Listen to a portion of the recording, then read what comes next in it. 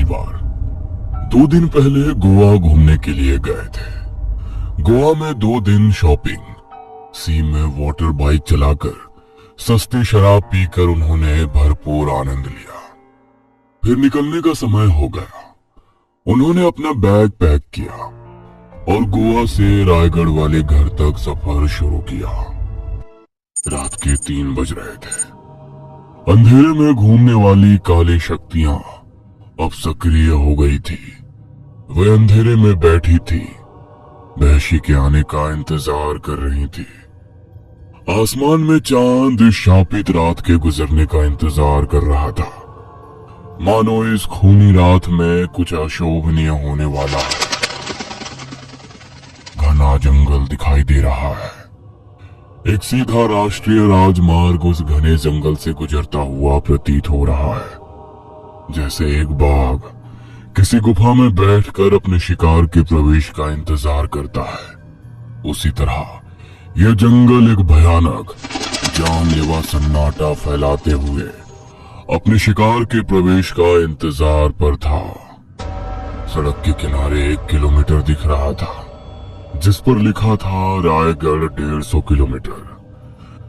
दूर सड़क से 4 पहिया वाहन आ रहा था।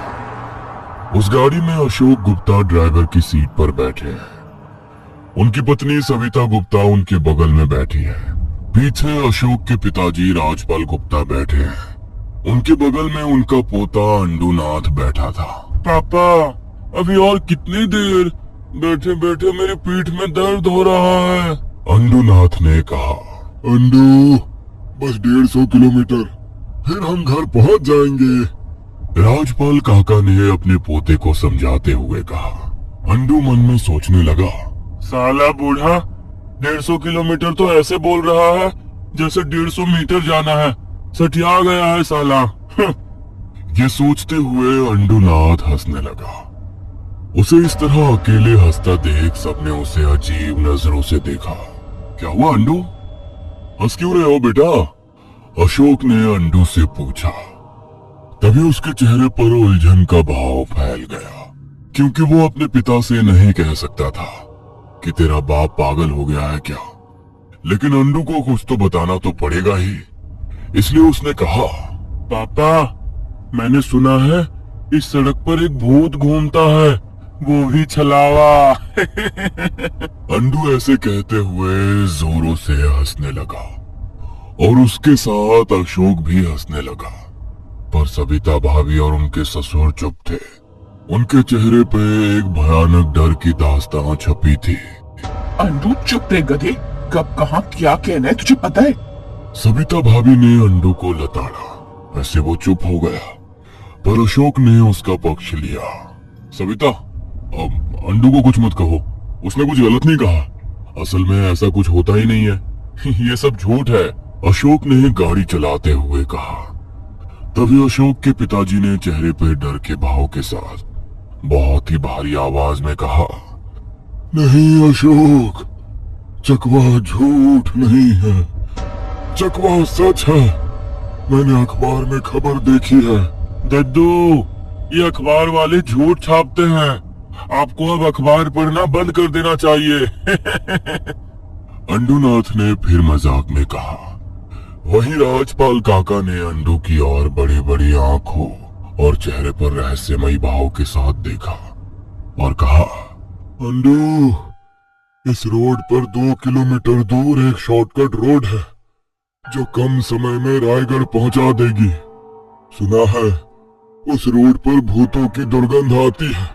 रात को जो भी वहां से गुजरता है उसे छलावा अपने भ्रमजाल में फंसा लेता है। राजपाल काका ने डरावने लहजे में कहा। वहीं सविता भाभी ने अपना माथा थमा दिया। ओफो पापा, आपको ये बताने की क्या जरूरत थी? इतना कहकर सविता ने अशोक की तरफ देखा। अशोक एक गाल पर मुस्कुराया, क्योंकि उनकी कार से सिर्फ 50 मीटर दूर रास्ते की बाईं ओर अंधेरे घने खो में शॉर्टकट मोड़ था। नहीं अशोक, अशोक, अशोक प्लीज, उस रोड से मत लेना। सविता भाभी ने चिंता और डर के मिले जुले लहजे में कहा, लेकिन अशोक ने कुछ नहीं सुना। उसने कार की स्टीयरिंग व्हील को बाईं तरफ मोड़ा। कार बाईं तरफ के शॉर्टकट में घुस गई। पापा, क्या ये वही शॉर्टकट है? अब जरा मैं भी तो देखूं, ये छलावा आखिरकार लगता कैसे है। क्यों अंडू? अशोक ने सामने वाले आईने से अपने पीछे बैठे बेटे अंडू को देखा। हाँ पापा, मैं भी देखना चाहता हूँ, अंडू खुश होते हुए बोला। तभी अचानक राजपाल काका बोले, अरे चुप हो जाओ तुम दोनों, जानते भी हो क्या बात कर रहे हो? अरे छलावा का मतलब मौत, मृत्यु, और तुम दोनों अपनी मौत देखने की बात कर रहे हो। राजपाल काका ने डरी हुई आवाज में कहा। पापा सच कह रहे हैं अशोक, मेरी बात सुनो, गाड़ी रोको और अभी वापस चलते हैं। सविता भाभी ने गाड़ी से बाहर इधर उधर देखते हुए कहा। अब गाड़ी के दाहिने तरफ जंगल था और एक तरफ हरा भरा घास का मैदान था और दूर एक बहुत बड़ा पहाड़ था जिस पर गोल चांद उगता हुआ दिख रहा था। अरे मैं ऐसी बातों पर विश्वास नहीं करता, इसलिए प्लीज मैं आप दोनों से कुछ नहीं सुनना चाहता, अशोक ने कहा। अशोक अपनी बात पर अड़ा रहा। वही शापित सड़क से गाड़ी वापस नहीं मोड़ने वाला था और अब इसका कोई फायदा नहीं था क्योंकि कार के पीछे शॉर्टकट की मुख्य सड़क और शॉर्टकट सड़क पर जमीन से 5-6 पेड़ उग निकल आए थे जिन पेड़ों ने शॉर्टकट को बंद कर दिया था क्योंकि शॉर्टकट के अपने 2 नियम थे। एक बार अगर अंदर गए तो पीछे मुड़ना मना है। अगर इससे बचना है तो सीधे चलते रहो क्योंकि यहाँ तो जो भी रुका वो मर गया। यही इस सड़क का नियम था। सड़क पर चांद की नीली रोशनी चमक रही थी। नई दुल्हन की तरह लाल साड़ी पहने एक महिला मौके पर खड़ी थी। सिर पर साड़ी का पल्लू था जिससे उसका चेहरा नहीं दिख रहा था, लेकिन उसकी सफेद भूतिया नुकीली ठुड्डी दिख रही थी। ठुड्डी पर होंठ खून की तरह काले थे। वो महिला वहां सड़क पर एक लाश की तरह खड़ी थी।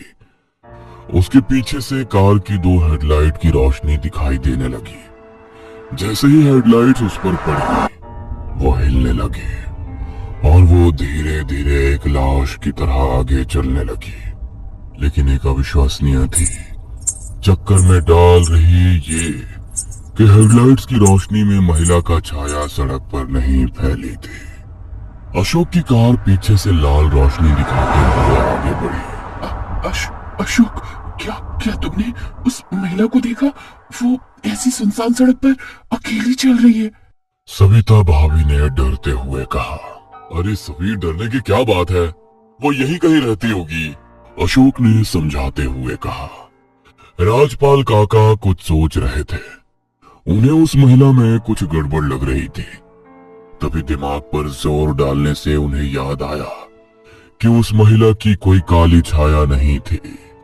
जैसे ही राजपाल काका को इस डर का एहसास हुआ, उनके शरीर में डर की खौफनाक सी हरन दौड़ गई। उन्होंने जल्दी से कहा, अशोक, सविता, वो औरत नहीं थी, वो बिल्कुल भी औरत नहीं थी। अरे वो छलावा है, वो छलावा। तुमने एक बात देखी नहीं, कार की रोशनी में उस औरत की परछाई नहीं दिख रही थी। राजपाल काका की बात सुनकर सविता भाभी का चेहरा भी डर से भर गया। डर से उनके दांत किटकिटाने लगे। पापा, आप क्या कह रहे हैं? अरे वो बस एक औरत थी, छलावा नहीं। अशोक हल्का सा हंसने लगा। अंडू भी हंसने लगा। गाड़ी तेजी से भाग रही थी। अब पहाड़ी पीछे चली गई और गाड़ी के दोनों तरफ अब घने पेड़ आ गए। उस समय गाड़ी के दोनों तरफ सभी ने एक अजीब, मनमोहक, आश्चर्यजनक दृश्य देखा। अंधेरे में खड़े जंगल में पेड़ों के चारों ओर असंख्य पीले जुगनू दलों में घूम रहे थे। अशोक, सविता भाभी, अंडू सभी इन रोमांचकारी और आनंदित दृश्य को अविश्वसनीय निगाहों से देख रहे थे। लेकिन इन सब के अलावा राजपाल काका के चेहरे पर कोई खुशी नहीं थी, बल्कि एक डरी हुई, भयभीत, डरावनी बेचैनी थी। पापा, गाड़ी रोकिए, हम जुगनुओं को पकड़कर घर ले चलते हैं, अंडुनाथ ने पीछे से कहा। अशोक उस वाक्य पर कुछ कहने ही वाला था, लेकिन राजपाल काका बीच में ही बोल पड़े। नहीं अशोक, गाड़ी बिल्कुल मत रोको। यह जुगनू, यह आम जुगनू नहीं है, यह मौत के दूत है। यह जुगनू गवाही दे रहे हैं कि हम एक भयानक संकट में फंस गए हैं। अरे हमें बेवकूफ बनाया जा रहा है। अशोक, हम फंस गए हैं। राजपाल काका की ये भयानक बातें सुनकर सविता भाभी फिर से डर गई। अशोक राजपाल काका की बात पर हंसने लगा। अंडू भी हंसने लगा। अरे दद्दू, गोवा में पी हुई शराब अभी तक उतरी नहीं क्या? अंडू हंसते हुए बोला। अशोक भी उसके समर्थन में हंसा।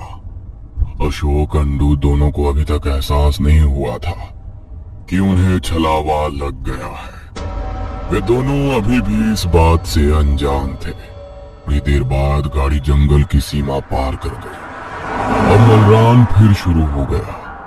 पहाड़ी पर चांद निकलने लगा और थोड़ी देर बाद जो हुआ उसे देखकर सबका सिर चकरा गया। मलरान पर एक झोपड़ी दिखाई दी। उस झोपड़ी के खुले दरवाजे से अंदर जलती हुई एक लालटेन दिखाई दे रही थी। दो पल सबने उस झोपड़ी को देखा और गाड़ी तेजी से उस झोपड़ी के पास से आगे बढ़ गई। सविता भाभी ने साइड मिरर से उस झोपड़ी को देखा। वो झोपड़ी मिरर में दिखाई दे रही थी। वहीं उस झोपड़ी के काले खुले दरवाजे से लाल साड़ी पहने वो औरत सिर पर घूंघट डाले बाहर आई। उसके हाथ में वो लालटेन थी और उसने धीरे से उस लालटेन को उठाया और अपने चेहरे के पास ले आई और वो मुस्कुराई, दांत दिखाते हुए, कंधे उचकाते हुए हंसने लगी।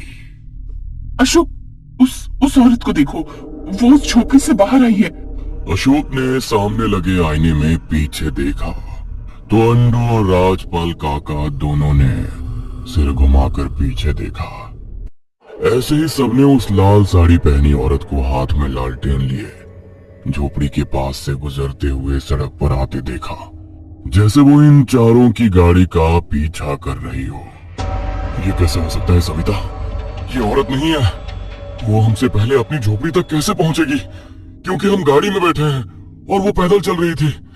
अशोक ने हैरानी से कहा, क्योंकि इस घटना ने उसका भी सिर सुन्न कर दिया था। अशोक, कितनी बार कहूं तुम सबको कि वो औरत नहीं है। वो चकवा छलावा का भ्रामक रूप है। वो औरत भूत है।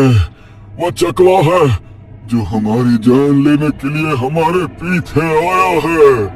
राजपाल काका की कहानियां कुछ हद तक सच होने लगी थी। अशोक अंडू दोनों के मन में डर पैदा करने लगी थी। कार फिर से मलरान से पीछे छूट गई। अब घने जंगल की सीमा फिर से शुरू हो गई। अब नीचे की सड़क कच्ची थी। कार मिट्टी के गड्ढों से हिचकिचाकर चल रही थी। पेड़ों और पेड़ों के चारों ओर जमा हुआ कोहरा दिखाई दे रहा था और उस कोहरे से अनगिनत पीली आंखें जुगनुओं की तरह चमक रही थी। अशोक के साथ सभी ने कार के दाईं ओर देखा।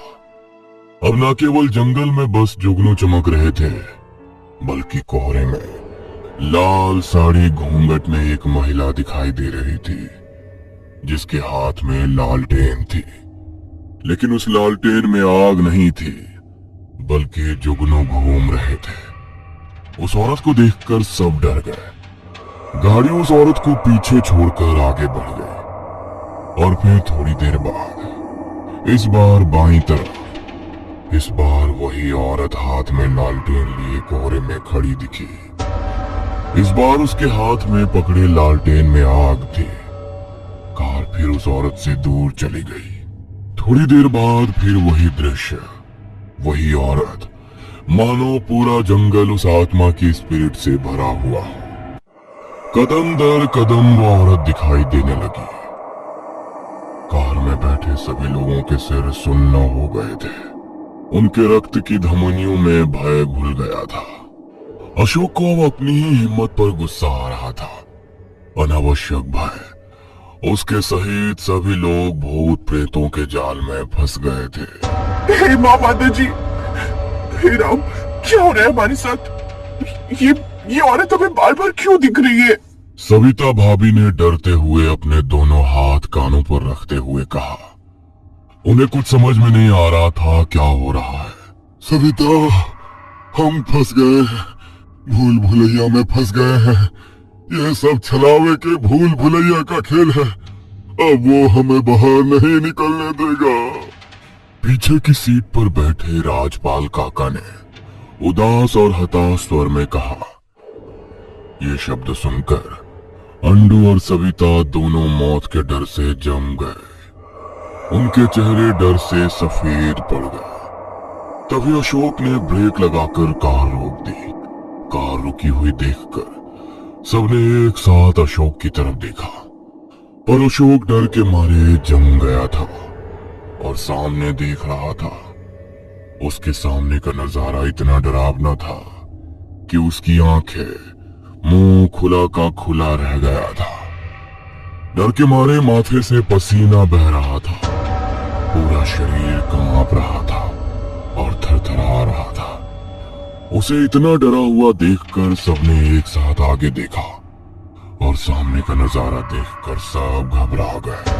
कार के ठीक सामने थोड़ी दूर पर लाल साड़ी वाली औरत खड़ी थी। उसका पूरा शरीर हवा में था। उसने अपना सिर नीचे झुका लिया। अरे ओ स्त्री, कल आना। अंडू ऐसे कहते हुए रोने लगा। अंडू, नौटंकी की दुकान, चुप बैठ। ये कोई स्त्री मूवी का भूत नहीं, एक असली भूत है, अशोक ने घबराई हुई हालत में कहा। अचानक हवा में तैर रही उस चुड़ैल ने धीरे धीरे अपना सिर उठाने की शुरुआत की। उसका चेहरा आटे की तरह सफेद था। उसकी ठुड्डी नुकीली थी। उसकी आंखें पूरी तरह से काली थीं, जिनमें 2 पीले बिंदु थे। वो बहरा कर देने वाली आवाज में जोर से चिल्लाई। उसके मुंह से सोनिक बूम अल्ट्रा तरंगे पैदा हुए। उस ध्यान के मुख से आती तरंगों के साथ अशोक की कार धीरे धीरे जगह पर थर थर कांपते हिलने लगी, जैसे मानो वो कार डर से कांप रही हो। ऐसा होने के साथ ही कार में बैठे दोनों अंडू और सविता भाभी डर के मारे जोर जोर से चिल्लाने लगे। अशोक, अरे अशोक, कार पीछे ले, कार पीछे कर, नहीं तो वो कार के दरवाजे का शीशा तोड़कर अंदर आ जाएगी। राजपाल काका चिल्लाए। फिर अशोक ने कार को रिवर्स मोड में डाला। 5 सेकंड तक मौके पर ही रेस लगाई। कार के साइलेंसर से काला धुआं निकलने लगा। कार के दोनों टायर धूल और मिट्टी उड़ाते हुए मौके पर ही घूमने लगे। कार को 2 गियर में डालकर वो सड़क के गड्ढों को अनदेखा करते हुए पूरी स्पीड से कार चलाने लगा। कार के पीछे से हवा में उड़ता हुआ वो ध्यान ब्रह्म राक्षस की तरह चिल्लाता हुआ अशोक की कार का पीछा करने लगा। पापा, गाड़ी तेज भगाओ, पापा तेज भगाओ, वो पीछे आ रही है। अंडू आंखें फाड़े पीछे देख रहा था। सबको अपनी मौत सामने खड़ी दिख रही थी। तभी ध्यान की गर्जना बहरा कर देने वाली आवाज के साथ कार का पिछला शीशा जोरदार धमाके के साथ टूट गया। अंडू, राजपाल काका, सविता भाभी सभी गले में फूंक मारकर चिल्लाए। पहली हेडलाइट की रोशनी में कार कोहरे में तेजी से भाग रही थी। चारों ओर जंगल था। उस जंगल में पीले जुगनू चमक रहे थे, रोमांच की एक खुराक दे रहे थे। और उन जुगनुओं में वो भयानक मनुष्य ध्यान औरत लालटेन लिए कभी बाईं ओर तो कभी दाईं ओर खड़ी दिख रही थी। कार का पीछा करते हुए वो ध्यान तेज गति से आगे बढ़ रहा था। सबकी सांसें सीने में अटकी हुई थी। उस सन्नाटे में सबको अपनी मौत नजर आने लगी थी। सबके दिलों में डर बैठ गया था। इस बदतमीज ध्यान ने अपना एक हाथ बढ़ाया, अमानवीय शक्ति से उसके हाथ से एक काली रस्सी निकली। जिस अमानवीय रस्सी ने घुमाते हुए कार के पिछले हिस्से को पकड़ लिया। दद्दू, दद्दू कुछ करो दद्दू, नहीं तो वो हमें मार डालेगी दद्दू। अंडू ने राजपाल काका के पहरेदारों को दोनों हाथों से हिलाया। राजपाल काका को कुछ तो करना पड़ेगा, नहीं तो सब भयानक मौत मरेंगे। सच झूठ पर हावी हो गया था। अंधेरे में पला खुला जानवर आम इंसानों की जिंदगी उधेड़ने पर हावी हो गया था। राजपाल काका को अचानक कुछ याद आया। हनुमान जी का लॉकेट जो उनकी कमीज के पीछे छिपा था। उन्होंने जल्दी से अपनी कमीज के पीछे छिपा हनुमान लॉकेट निकाला। राजपाल काका गुस्से से उस जानवर को देखने लगे। मानो जैसे ही उन्होंने हनुमान का लॉकेट हाथ में लिया, उनके अंदर से एक अजीब सी तेज शक्ति बाहर निकली हो। वो शक्ति जिसने उनके डर को दूर भगा दिया हो। उन्होंने अपने दाहिने हाथ से टूटी हुई पिछली खिड़की से उस बदतमीज घमंडी चुड़ैल की तरफ बढ़ाया जो गाड़ी का पीछा कर रही थी। उन्होंने उसे उस औरत के सामने पकड़ा। राजपाल काका ने अपना पूरा जीवन हनुमान को समर्पित कर दिया था। बस यही शक्ति उनका प्रायश्चित थी और कुछ नहीं। भगवान खुद उनकी मदद के लिए आए थे। चमत्कार हुआ। वो 2 इंच का लॉकेट केसरिया रंग से चमक उठा। लॉकेट देखते ही उस ध्यान के चेहरे पर भय छा गया। वो वहीं रुक गई। तभी लॉकेट से एक सुनहरी रोशनी निकली और उस भयानक चुड़ैल के शरीर को छू गई। उस सुनहरी रोशनी में हजारों कणों की दैवी शक्ति थी जो एक बड़े गोलाकार विस्फोट के साथ उस चुड़ैल की छाती से टकराया और वो चुड़ैल जोर से चीखी और हवा में पीछे फेंकते हुए दूर चली गई। और थोड़ा दूर जाने के बाद उसका शरीर हवा में एक काले विस्फोट के साथ फट गया। जरूर वो चुड़ैल निश्चित रूप से समाप्त हो गई थी, क्योंकि अशोक को उसके सामने एक शॉर्टकट और हाईवे से जुड़ने वाली सड़क दिखाई देने लगी। अशोक ने जल्दी से कार हाईवे पर लगाई। राजपाल काका की हनुमान भक्ति के कारण गुप्ता परिवार एक बड़े संकट से बच गया। सभी ने हनुमान भगवान को धन्यवाद दिया और अगली यात्रा शुरू की। इस घटना ने अशोक अंडू दोनों को एक अच्छा सबक सिखाया था।